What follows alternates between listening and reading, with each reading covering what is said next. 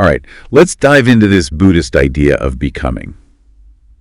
I think this is going to be a good one. Oh, yeah. This is a fascinating topic for sure. I know a lot of you listening are really into the whole like paths to liberation thing.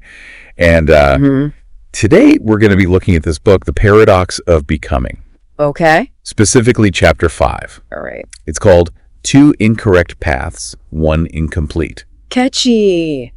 And basically it's all about how sometimes when you're trying to escape becoming, you can actually end up doing more becoming. It's a bit of a head scratcher, right? It is. Yeah, the chapter really highlights some misunderstandings about what like true liberation is, nibbana as it's called in the Buddhist tradition. Right. And it uses all these stories and examples from the Buddhist texts. Yeah, exactly. To like illustrate these misunderstandings.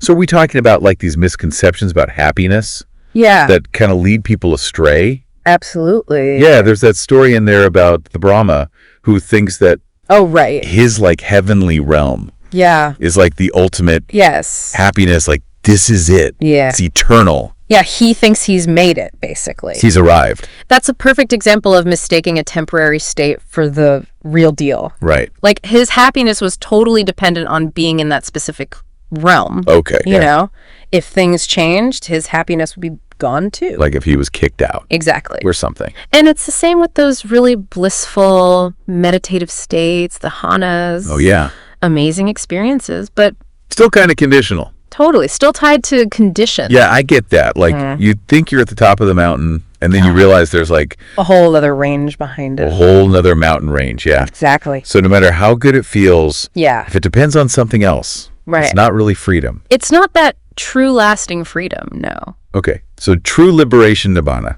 Yeah. This is about finding a happiness that doesn't depend on anything. That can't be taken away. I like that. Yeah. Now the chapter also mentions all these other spiritual seekers that were around when the Buddha was around. And they had their own ideas about liberation too. They did. And some of them are like still around today. Still floating around, yeah. Even though the Buddha like rejected them. It's wild, isn't it? It really makes you wonder. It really makes you think, what you might be buying into without even realizing it. Totally. Yeah. Okay, so for example, one of the paths he rejected was this whole idea of the cosmic self. Ah, yes, the cosmic self. Cosmic self. Yeah, always a fun one. It's always a fun one, right? It's this idea that you can like transcend your limitations by merging with the whole universe. The whole universe. Like you become one with everything. It sounds pretty tempting, right?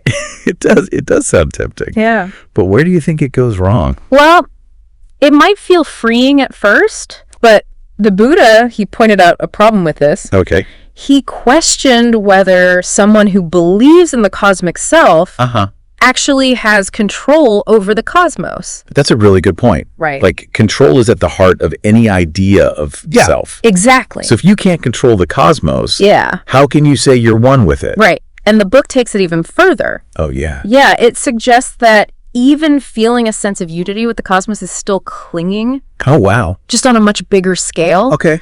That feeling is still based on a thought. Yeah. A perception. Yeah. And those are ultimately impermanent. They change. So in a way, you're still stuck. In a way. Just on a cosmic scale. Right. So it seems that equating yourself with something outside of yourself, even if it's like the whole universe, doesn't really lead to true freedom. Just another form of becoming. Even if it seems vast and all-encompassing. Yeah, kind of a seeky one. Seeky. Yeah. So we've seen how mistaking temporary bliss for liberation and clinging to the idea of a cosmic self. Yeah.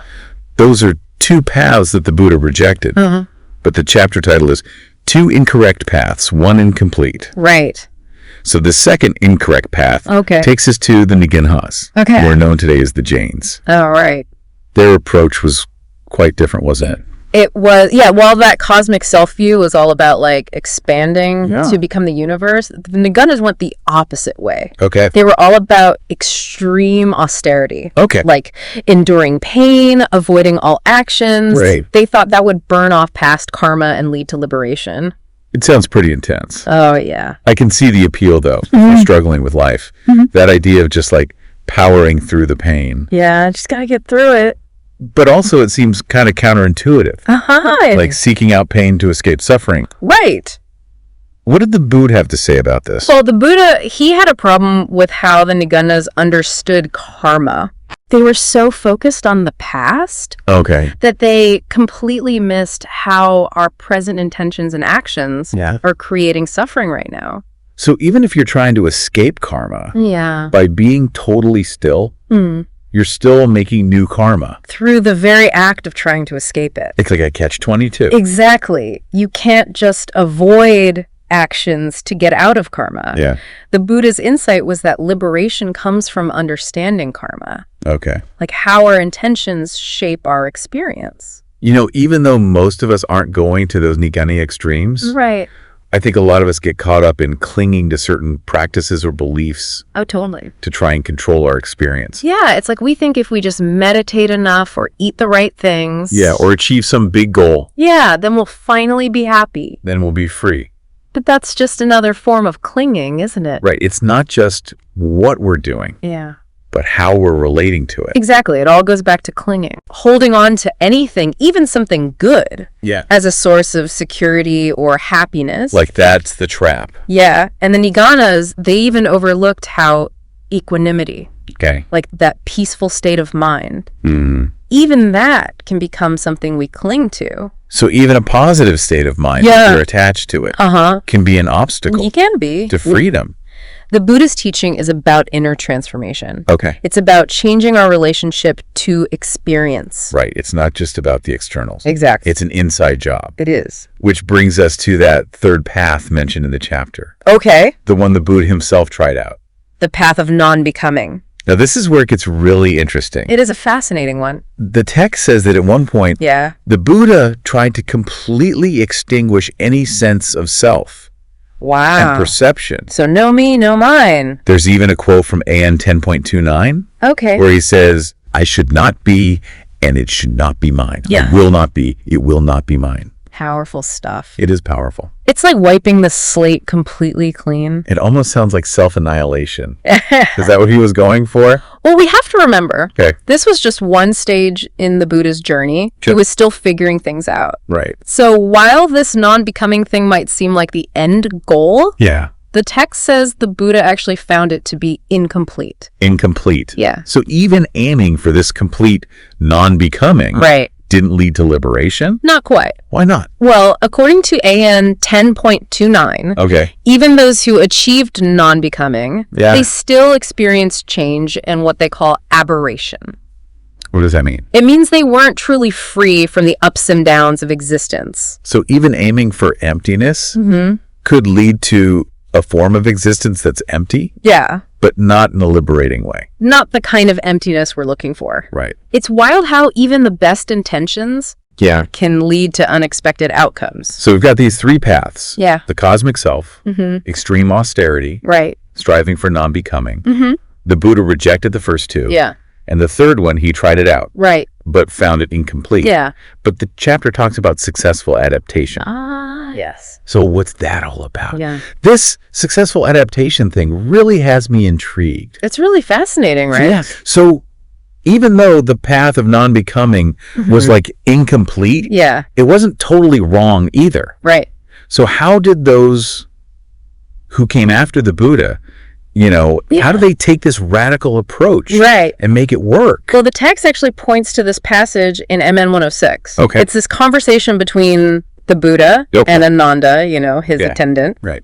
They're discussing these two monks who are trying to put this non-becoming idea into practice. Okay, I'm listening. So Ananda asks the Buddha about this one monk who's achieved like this super profound equanimity, like through this practice. And he's wondering, is this guy liberated? Yeah, has he made it? Right. What did the Buddha say? The Buddha says, it depends. It depends. Yeah. What does it depend on? It depends on how the monk relates to that equanimity. Okay. So there are two scenarios he lays out. Okay. In the first one, the monk is super peaceful. Okay. He's got this amazing stillness. But he's clinging to it.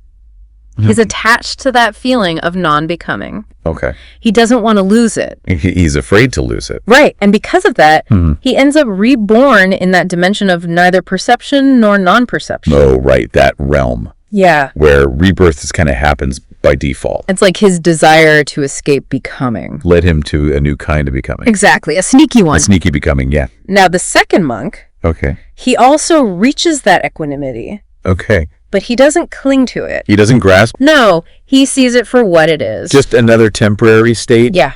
Valuable. Okay. But not the ultimate. Not the end goal. And because of that, he's liberated. So the key difference between these two monks is how they're understanding clinging. It's all about the relationship to the experience. It's not just about what's happening. Right. It's about how you're relating to it. Exactly. And the book talks about two specific adaptations these monks made. Oh, right. To that non-becoming view. So first, they got rid of all that talk about self-annihilation. Okay. It wasn't about wiping out the self. Right. It was about detaching from the aggregates. Those building blocks of self. Yeah, the physical and mental stuff. Yeah, exactly. That makes more sense. It's about letting go of the attachment. Yeah. Not trying to destroy something that's already impermanent. Right, like you can't really destroy something that's always changing anyway. Exactly. Okay, and what was the second adaptation? They added this phrase, what is what has come to be that I abandon?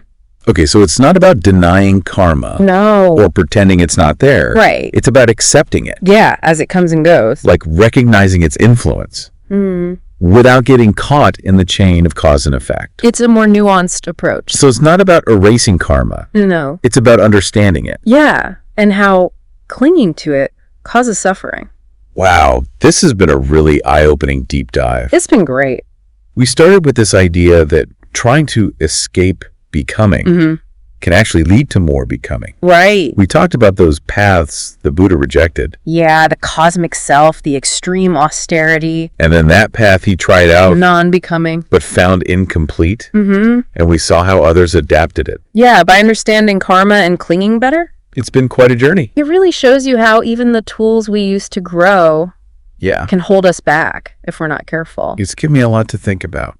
I bet it's given everyone listening a lot to think about too. Hopefully. It seems like understanding becoming is like an ongoing process. It is. Full of paradoxes. And insights. But that's what makes it so interesting. Absolutely. The more we explore these ideas and apply them to our lives, the more we learn about ourselves and reality.